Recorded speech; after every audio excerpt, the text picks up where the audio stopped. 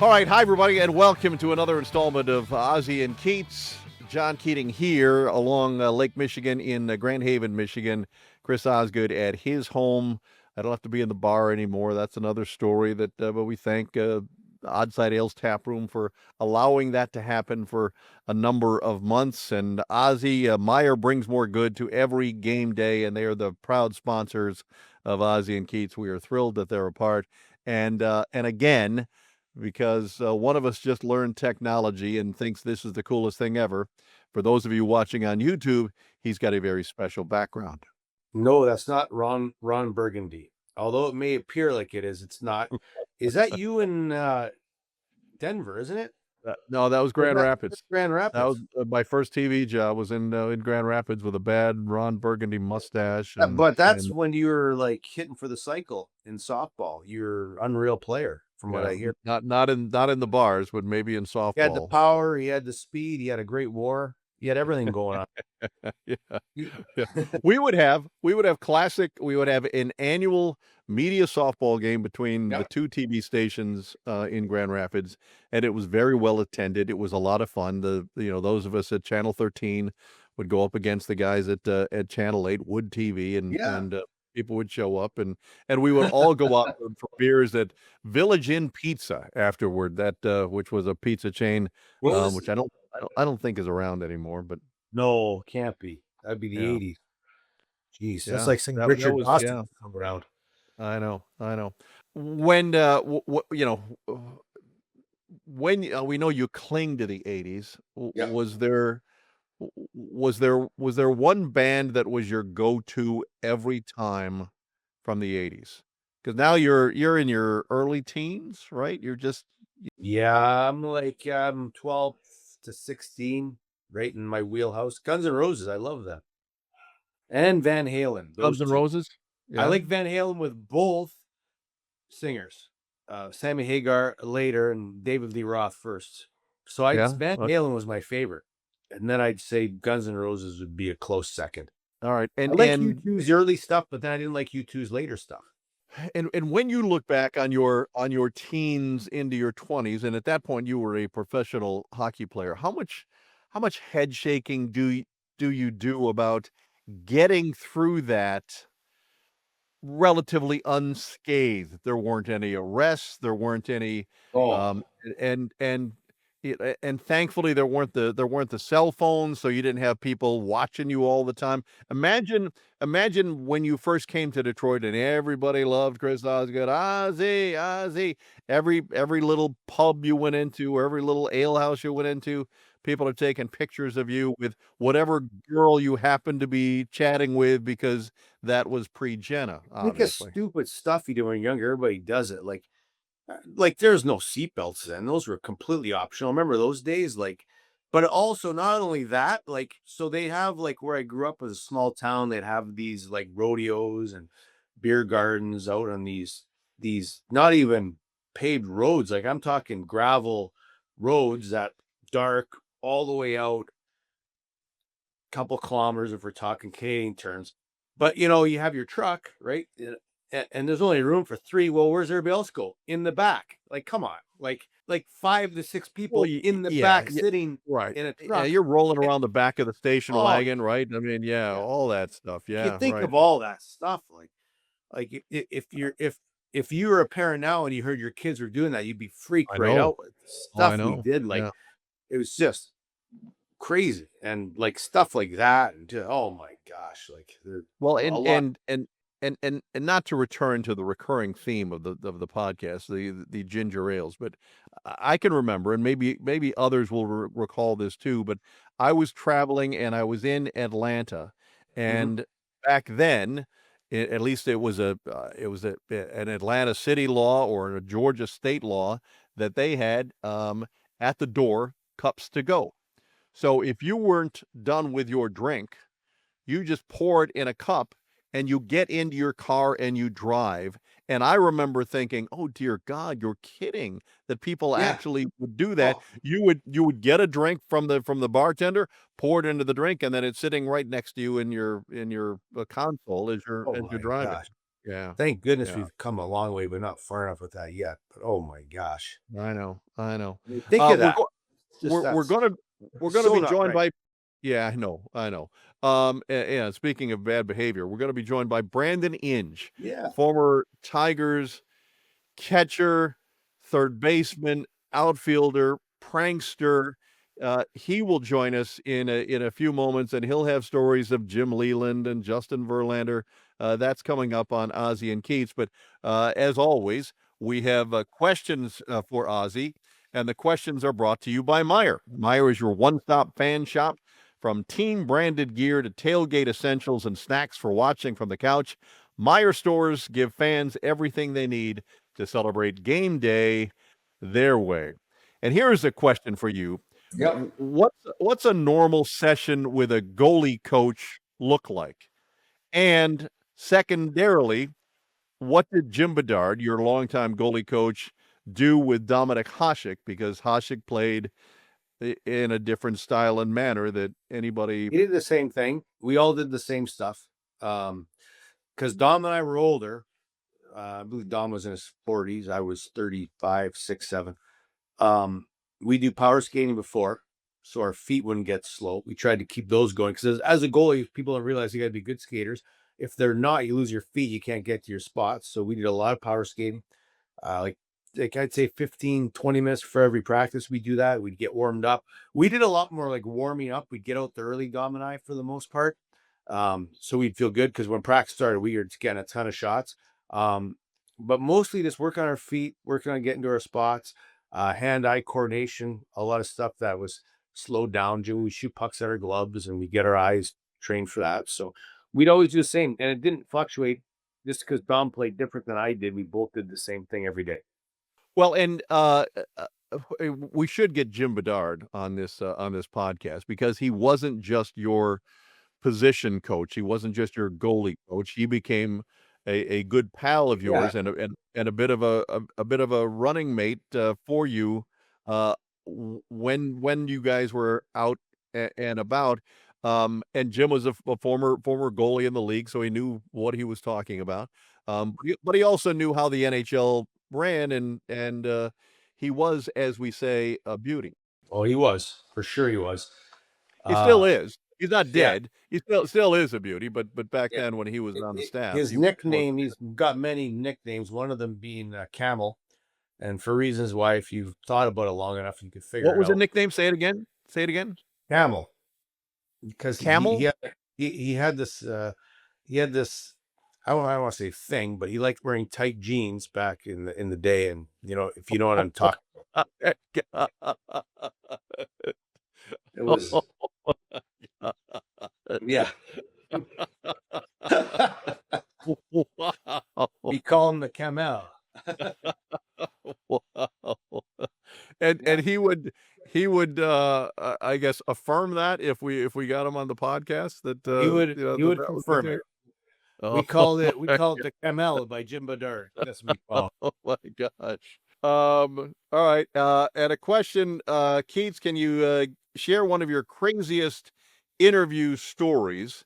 Eh, I mean, and there are so many because I've done so many interviews over time. I mean, interviewing, Michael Jordan and Muhammad Ali and Gordie Howe, and one of them is, and it's a picture in my office, which is Yeah. down the hall here, is a picture of me interviewing Kwame Kilpatrick, and I proudly Yeah. display that in my office on the field after the Tigers were going to the 2006 World Yeah. Series, and then Kwame, got into some bit of a hiccup shortly thereafter. But I would guess it would be the stories with Jim Leland after a Tigers game, and it was described as post game. The Tigers post game was described sometimes as dinner with Jim. Yeah. Dinner with Jim, because Jim would be eating while he was, reflecting back on the game that was just played. But we weren't gonna get in the way of whatever, dinner plans Jim had. He was eating and then he would answer the question and then shovel some more in, and we laughed about it a lot. And if he didn't like the question, he would let you know. And there were a few times when he broomed everybody out of his office. But he wasn't one who was going down the hall into the sit on the podium or anything like that. It was right at his office, with the with the food in front of him. And then in the afternoon, the Jim Leland interviews sometimes would be done on his couch as he was laying down, um, maybe with just shorts on. So those were classic Those are days. great. So Oh, I love that stuff. yeah. You can't make that Um, up. The best. and we're gonna get some Jim Leland stories from Brandon Inge, Yeah. who is going to join us now on Ozzy and Keats after a word from Meyer. Meyer fuels the fandom that brings people together, whether it's powering your pregame feast, gearing up for the season, or supporting the teams that make our cities proud. Meyer, make every moment of fandom even bigger, better, and more unforgettable. And of course, game day with the Tigers back in the day involves Brandon Inge, who joins us now on Ozzy and Keats.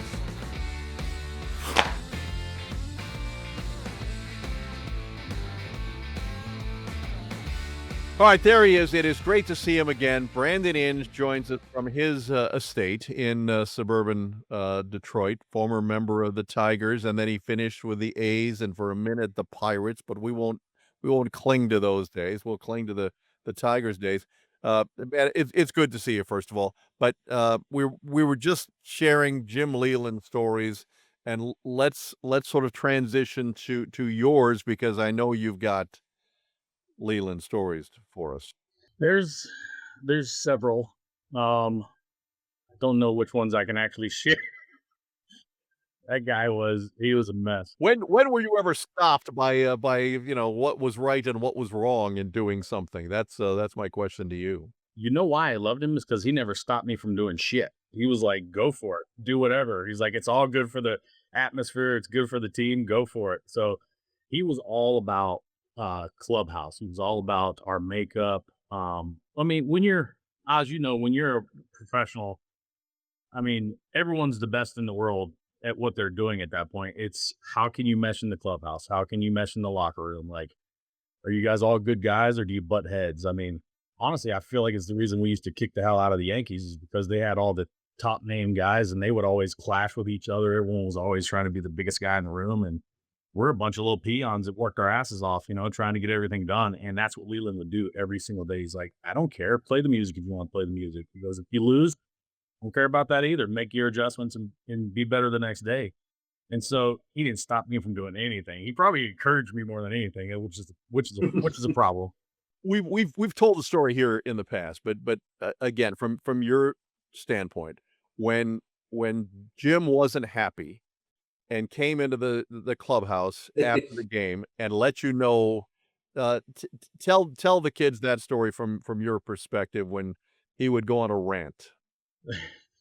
It was the greatest thing ever. He did it several times. I'll give you one. Don't let me forget. I'll give you one in Cleveland, which was the worst one, by far the worst one.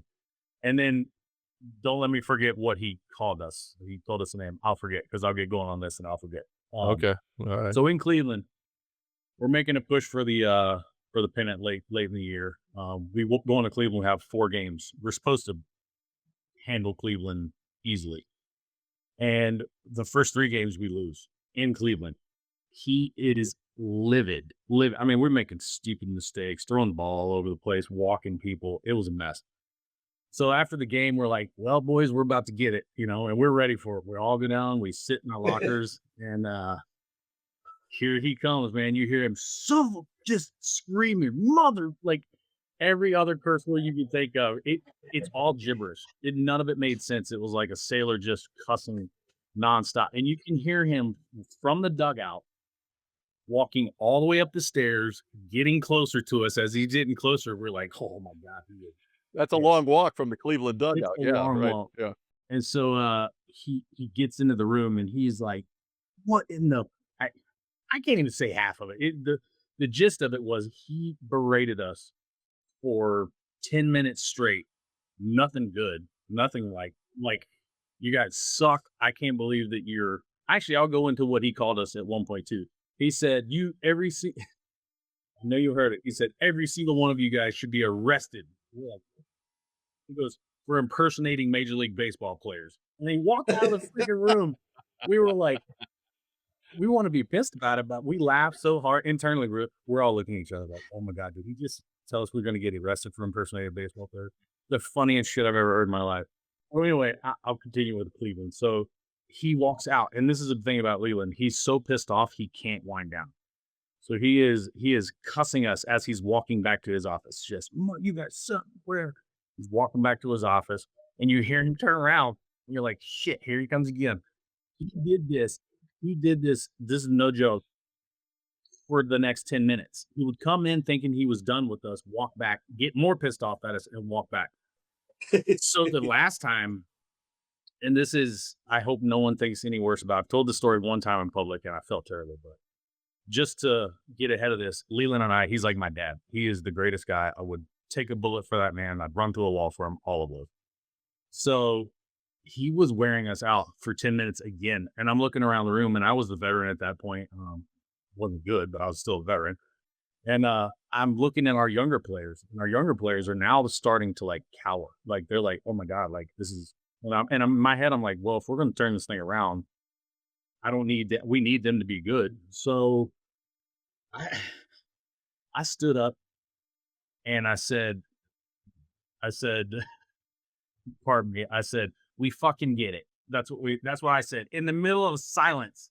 He turned and looked at me and was like, who the F do you think you are? And then from that point, I'm like, well, I'm in it now. I got to go. So we get up, we both chest bump in the middle of the room, like me and Leland. We're cussing each other, and I accidentally like backing him up. I like, boom, and he stumbles back, and dude, the whole clubhouse lost it.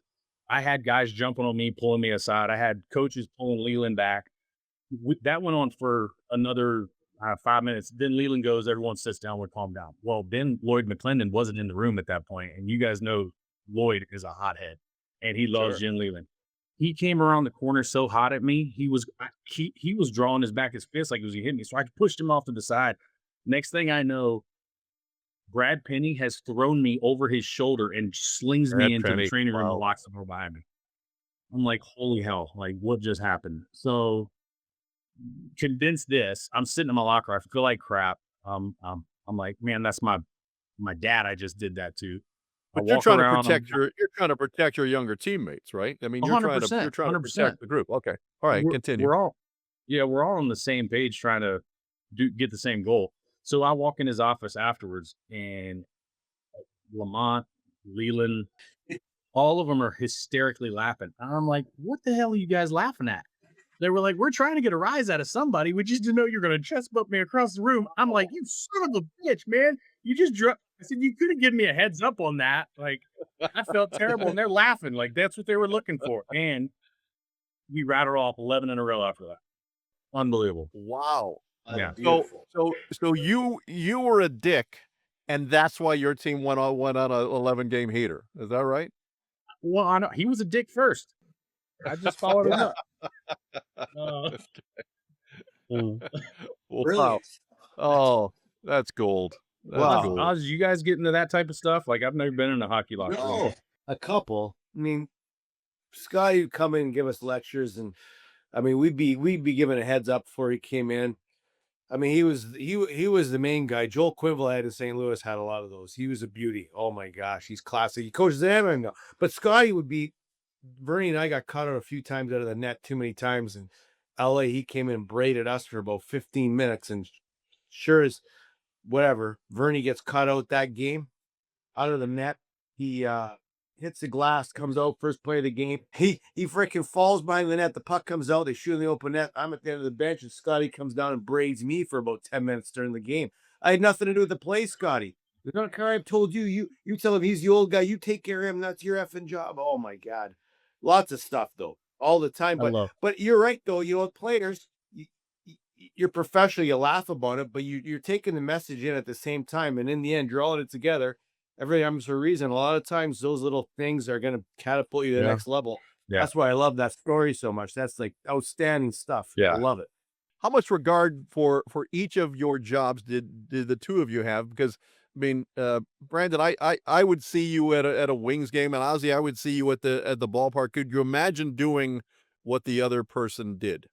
I think it's I hysterical. wanted to be You a just said bullpen that. catcher. What's that? Sorry, I wanted to be the bullpen catcher forever. They wouldn't let me do it. Yeah, Like, right. the old stadium I caught once. I think Jonesy threw me, which I was amazed at how no curveballs. At I Tiger couldn't catch a Stadium? curveball. Yeah, I could Well, not catch. you're old. You're old. Yeah, I am. I am.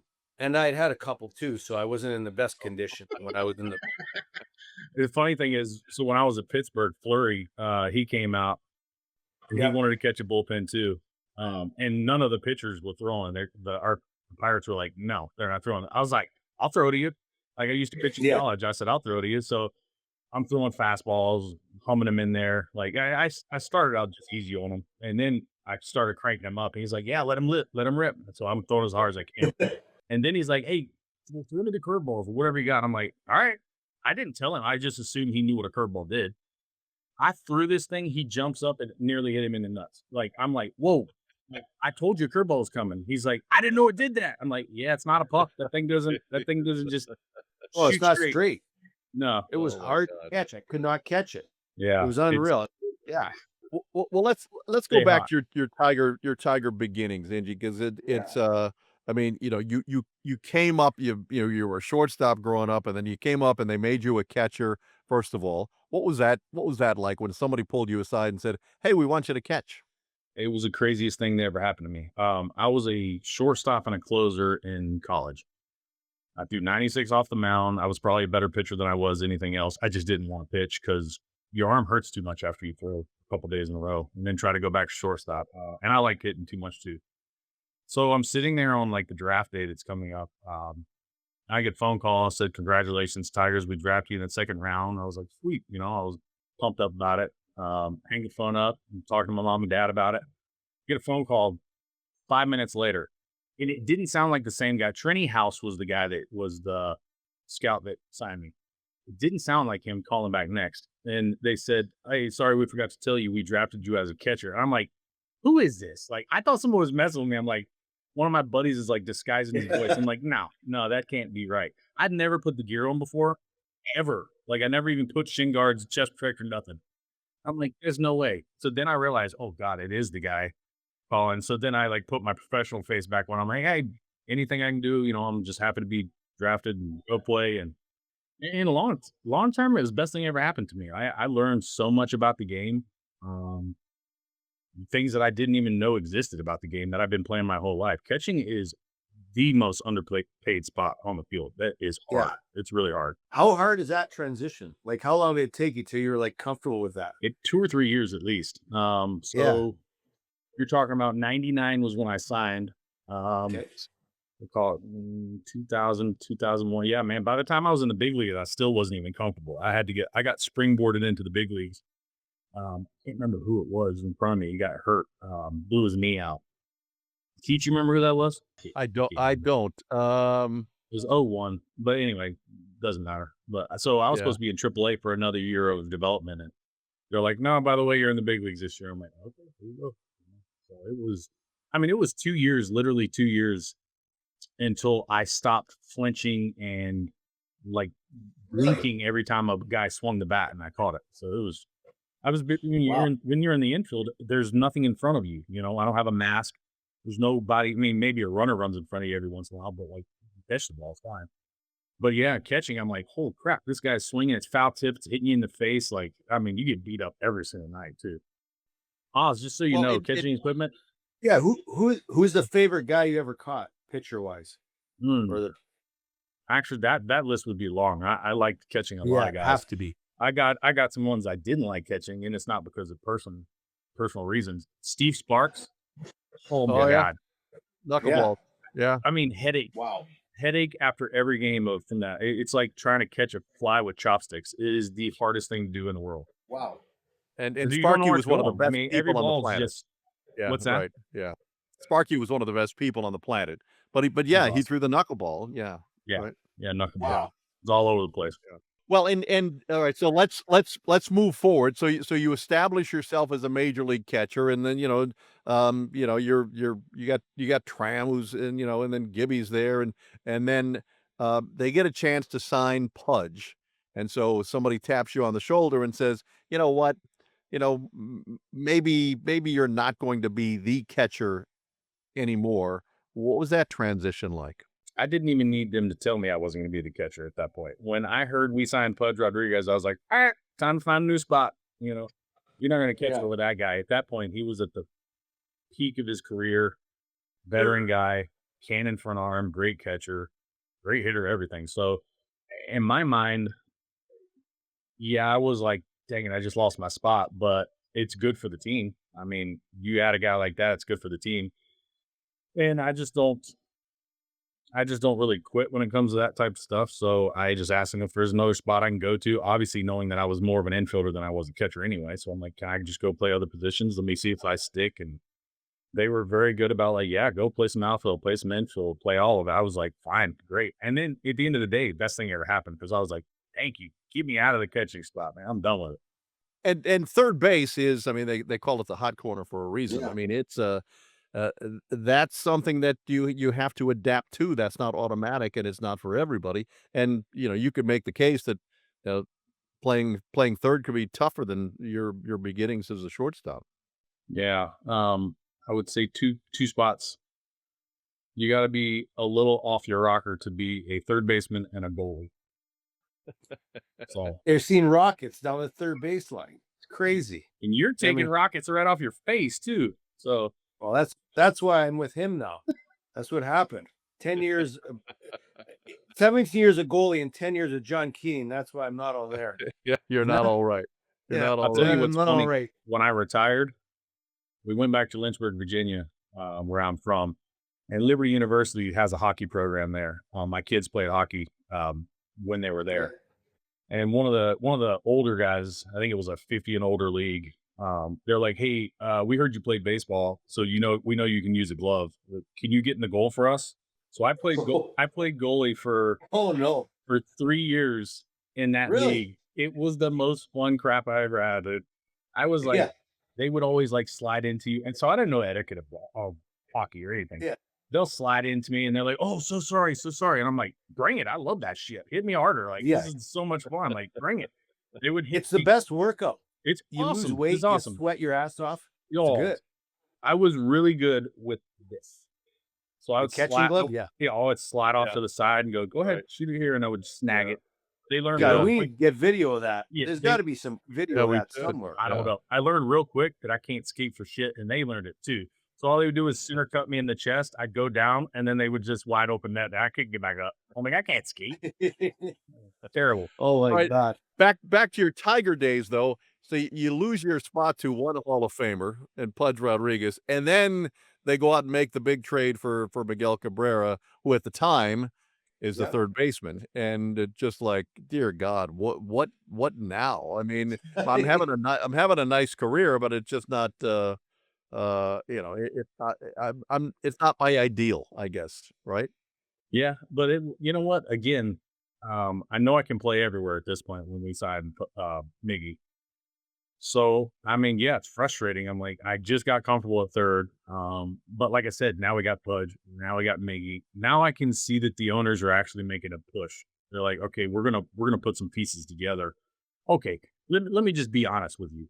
You got Pudge Rodriguez, you got Miguel Cabrera, you got Brandon Inge. It's not hard to figure out. Like, those guys are gonna play. Like, I read between the lines. I'm like, all right, they're gonna play. It's fine. I'll find somewhere. I'll find a spot. Our team is better with those guys on it. I'll figure it out. So it was really no hard feeling. In the beginning, you pity party yourself for a hot second, and then you're like, you know what, Sure. we're a better team for it. So figure it out. Yeah. Most memorable at bat as a Tiger. Because I've seen some of them. So I have a couple in my own mind, but your most memorable at bat that you had as a Tiger. Honestly, it was probably the one homer I had in the postseason.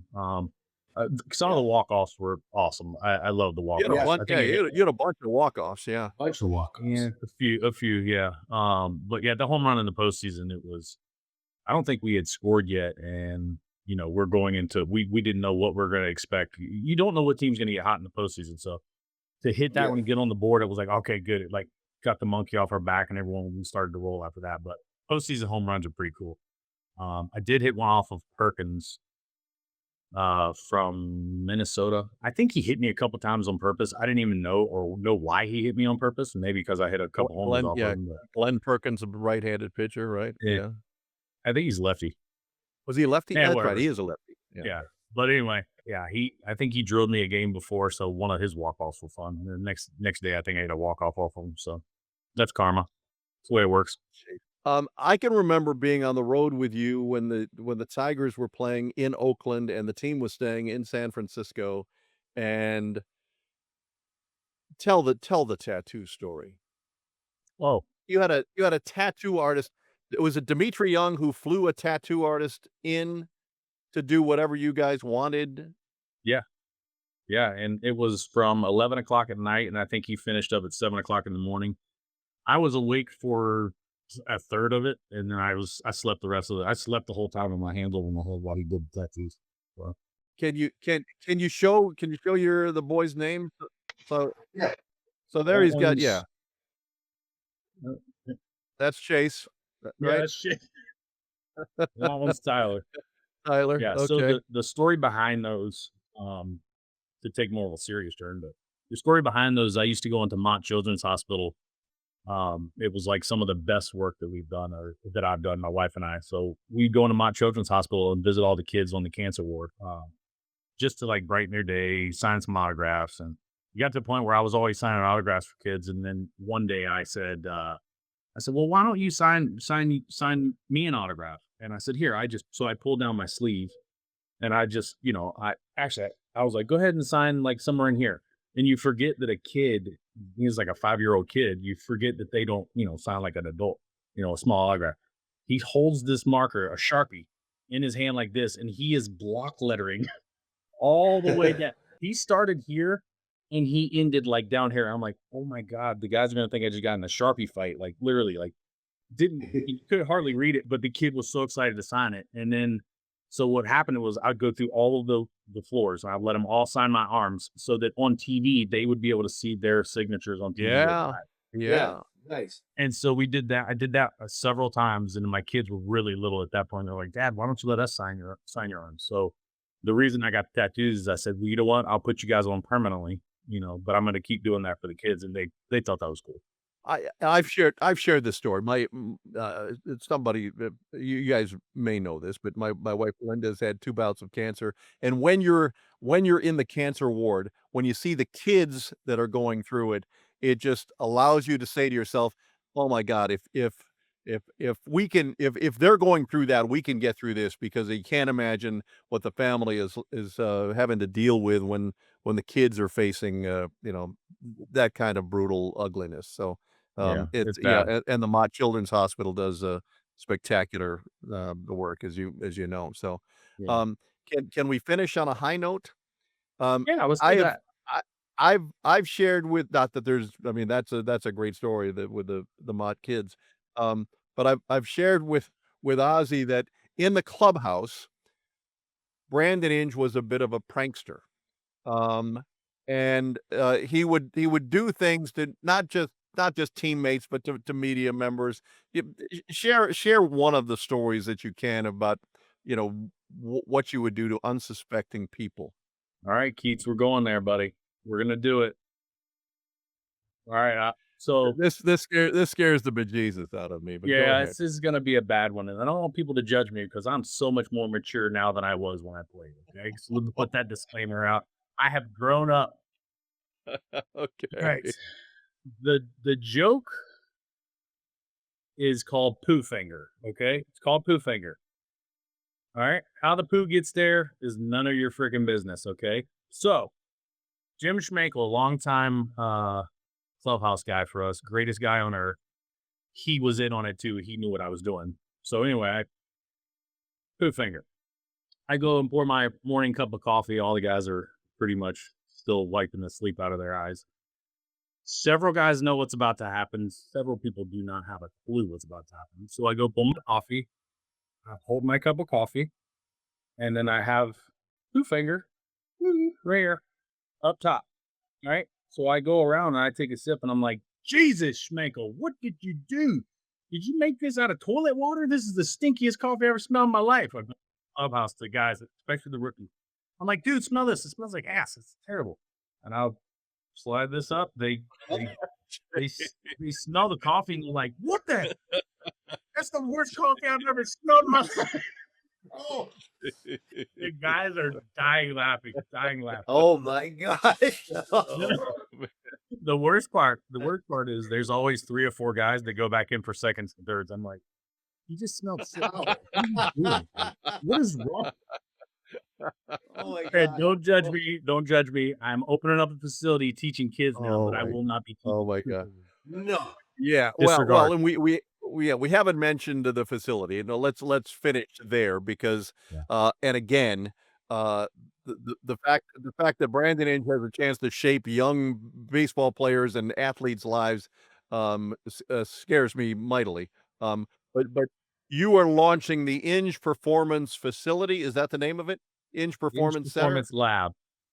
Inge Inge, Performance Lab. Boy, that yeah, sounds that's high hoity-toity. Um, yeah, yeah. and take people through where it is and what you guys are planning to do. So we're in Brighton, Michigan, right pretty much close to downtown. We have 6 batting cages with all hit tracks technology in it, which shows bat speed, ball speed, trajectory, everything. We have a full size infield that we'll be doing 6-on-6 games. Teams can rent it out. And then I think probably one of my favorite things is the den portion. We're calling it the den. It's where we get the athletic strength and conditioning training, speed and agility. So my goal is like I genuinely like coaching younger kids, trying to get them better, get them to the next level.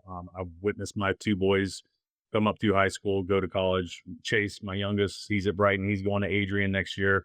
My oldest is at Oregon State. So I've had to tread these waters and learn how college and high school and how to get kids there. So what we're going to Sure. do is really find out where your strengths and weaknesses are, try to make you a better ball player, see if I can bridge the gap between high school and college. I just want to teach the game. I just want to teach the game the right way, play it the right way, the way I was lucky enough to be taught by some of the best in the game. And, I just want to pass it on. Oz, maybe I'll get you in there hitting. You can come in there and hit. Oh, Keats, you I guys played. too. I was the shortstop for a couple of years. Yeah. I because I'm Canadian, so I was like Tony Fernandez. God bless him, but I loved it. That's awesome. Not much of a hitter though. I went hitless my first year pitch. Next year I got a little better. I will ask a serious question to each of you, and Brandon, you can speak to this. We know, and all the parents and some of the younger people listening can relate to this, that the travel sports can be overwhelming and can eat up not just the kids but the families as well. Uh, Brandon, is it your contention that kids should play all the sports or focus on one? No, they can definitely play all the sports. It all it does is make your athleticism better no matter what. The problem is it's getting so, I guess, specifically in your sport, that it's hard to go play other sports because if you fall behind, you don't make the same teams that some of the other kids are to go to a high level. So it is difficult to tread those decisions. But the reason I'm doing it is these parents spend all kinds of money on coaches that claim to be high level coaches that don't really have a resume or a background. And I'm not trying to talk crap, but like parents spend a lot of money on this stuff. And like, you're going to spend the money, you may as well get like, someone who knows what they're talking about with it. So then you're only paying once as opposed to, I went to 5 different pitching coaches and, you got 5 different wrong lessons. And then now all of a sudden you got to find the one that really works. And now you wasted your time doing all that stuff. So travel sports is crazy, man. It really is. Well, I agree. They're all, and saying that, it's hard to get people to coach. It is, and it's a problem too in hockey. There's not a lot of great coaches, so and that is difficult. And Brad, when they don't get the right coaching at a young age, everybody says, "Oh," but when they're, I mean, if you're learning to be a hitter, 10, 11, 12 years old, that the techniques of it, teach them how to do it the right way. It's important. It's hard to train muscle memory once they lose it or aren't taught the right way. It's hard to go back the other way. Now my kids are 14, 15. So it's difficult. They have to be coached the right way from a young age, and a lot of them aren't, to be honest. But you're also and I've wondered this, that when kids have their own coaches, then you're playing on a team that has coaches. Sometimes the coaching is not the same, and you're working at cross purposes, even at the major league level. All right, so guys at the major league level have their own hitting coach that's back home, and then they come to the ballpark. They're playing for the Tigers or the Guardians or whoever it is, and their coach with a team is trying to tell them something else other than what they got from the guy in the winter or the guy that's on the side. I mean, that's becoming, I would think, Brandon, more of a thing these days. It really is. And honestly, it's why I'm not trying to compete with these other organizations that have travel organizations. I just want the kid that wants to learn something a little different. Maybe it's not working with whatever travel coach he's with right now, and trying to bring someone in. He wants to come get maybe a different voice and opinion. I don't want a travel organization. I don't want to have to run any of that stuff. It's crazy managing all those parents and stuff. I don't want that. I want to help the kid that doesn't feel comfortable in the batter's box. I want to help the kid that doesn't feel comfortable catching or infield. Like, I've had the luxury to play every single spot on the field. I can I can coach outfield, infield, catching. Like, I played first base a little at Pittsburgh. So I just want to fix people's, that don't feel right. It sucks when you're playing this game and you don't feel right. It's the Yeah. worst feeling ever. Let's end here. Do you have a worst parent story? You don't have to mention the name or the kid or anything like that, but in your travel experience with your sons and even what you've done around that, even at in your time at the University of Michigan, do you have a worst story of a guy or a parent, man or husband or wife, who thought that they knew more than you? Man, you're trying to put a target on my back. I'm still around a lot of these people. Right? They're all great. They're all great. They're perfect. What happened to Brandon Inge? He got shot in the head. It's Keith's fault. It's Keith did it. Keith That's did it. like, come on.